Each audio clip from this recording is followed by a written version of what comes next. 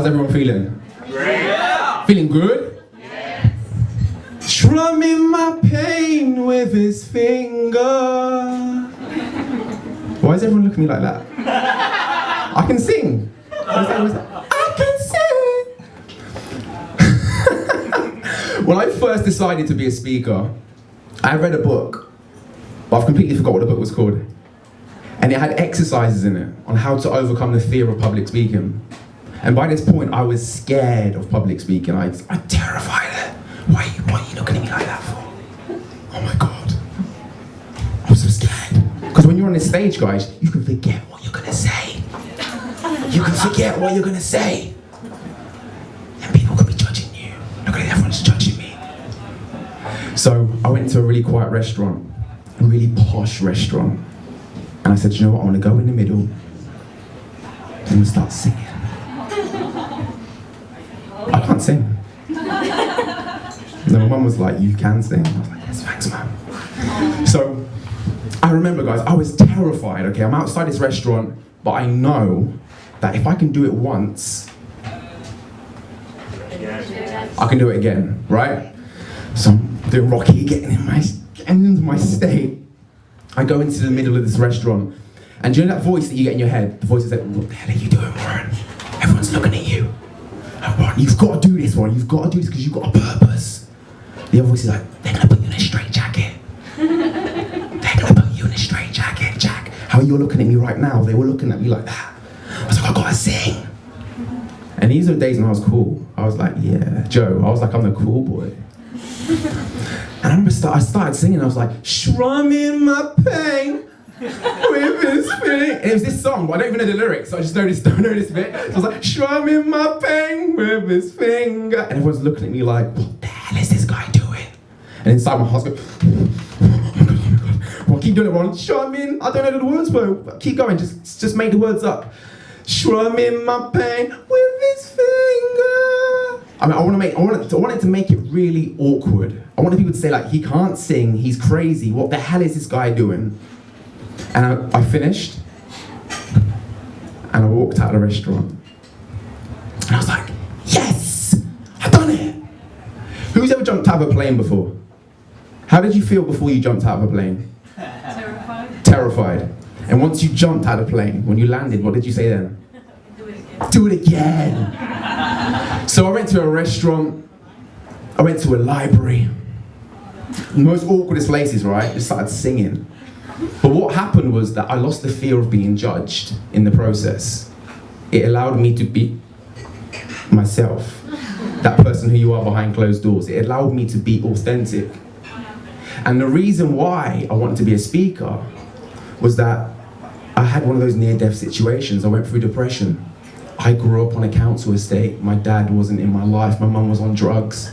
I went into the foster care system that the government called care, but did the government really care?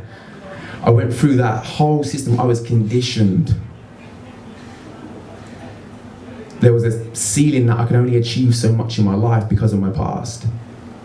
And depression, thank God for depression, because depression was a wake-up call. It was telling me my purpose was over here, but I'm going over this way.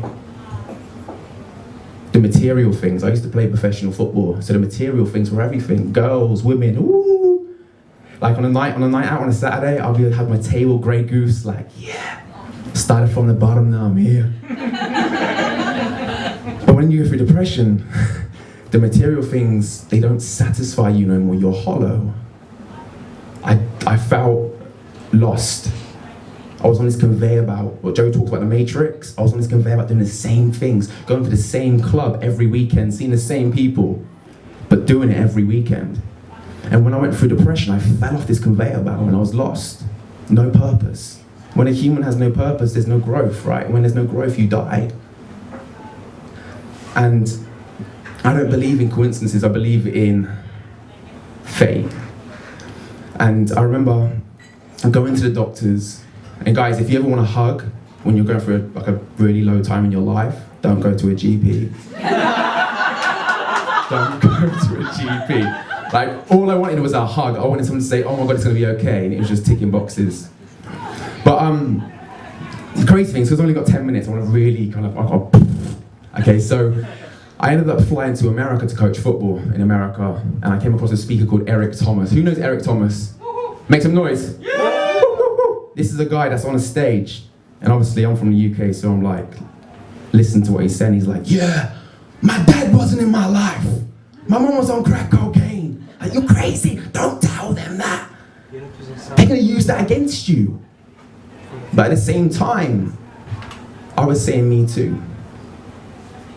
I was saying me too. The first time in my life, I had this kind of like this father connection. That even though he wasn't my dad, but he could so relate to what I was going through. And that moment in my life was the moment where I decided that I need to share my story. I was ashamed of my story. Like, when you go through stuff in your past, you kind of like keep it behind closed doors.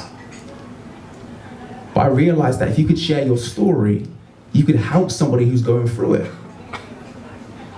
So I put my story on social media. Like, that's like, if you want people to see your story, then put it on social media. But the beautiful thing was when I put it on social media, I had people from Australia, America, Africa, England saying, I don't know who you are, but I've just read your story and I'm going through this right now. And at that moment, I knew I had to be a speaker.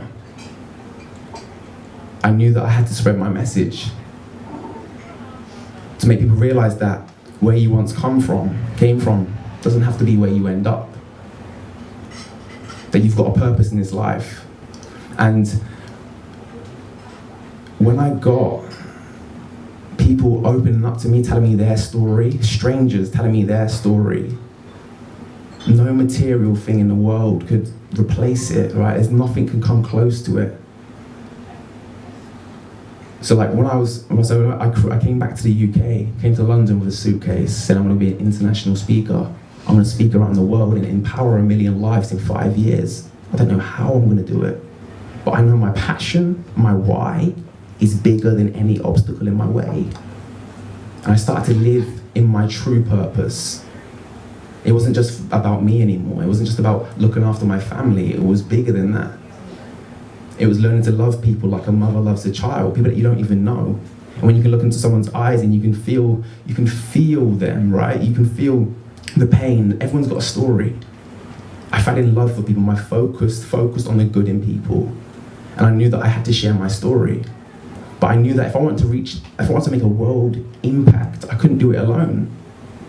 So I had to train other speakers. Who's ever seen that video where like they're on this summer field and this one guy's doing this? Yeah? Someone else come and join me. What happens next? Yeah, wait, I'm waiting. I'm waiting. Who's gonna come and join me? Yes, come on. Woo, woo, woo. This is two, okay? You're still thinking we're crazy, yeah? But we need 3 now, we need 3. Who's the third person? Who's the third person? Yes, come on, show me your moves. Oh, he's got the moves like Jagger.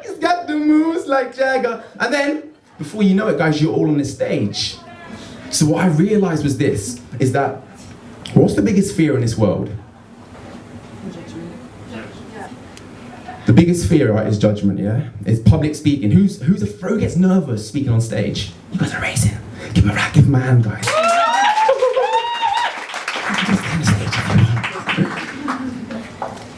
You can take a seat, guys. It's addictive out there. Exactly. Yeah. So I created the Fearless Speaking Academy, and this hasn't been created in the world. And I don't try and become, okay, so guys, my timeline. I'm facing straight ahead. My hands in my pockets. I just thought, actually, if you could be that person who you are behind closed doors, then you come across authentic. And subconsciously, you already know what to say. And so it just comes out and flows. But a lot of people have ego-based fear. And they get in the way of the subconscious. And they ask the wrong questions. What if I make a mistake? Dum, dum, dum.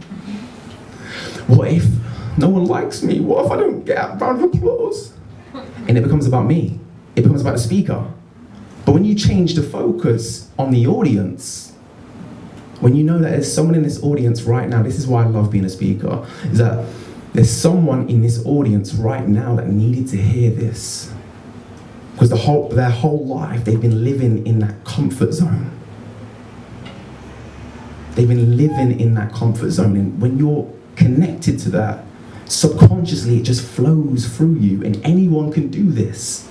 And this is what I created at the Fearless Speaking Academy. That anyone can be a phenomenal speaker.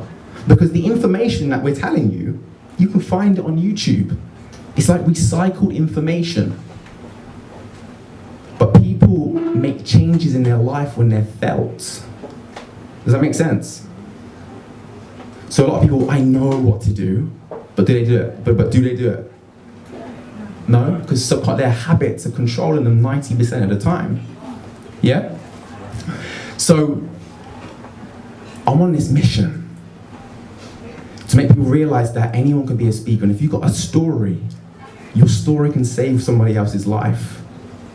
I came from nothing. I came from a year ago, I was coaching speakers, £10 an hour. I was like, yes, I'm not working in my 9 to 5 no more. To now flying around the world and coaching people and doing this full time. And what allows me to do it is the purpose. Is that once your purpose becomes bigger than you, there's no obstacle that can stop you.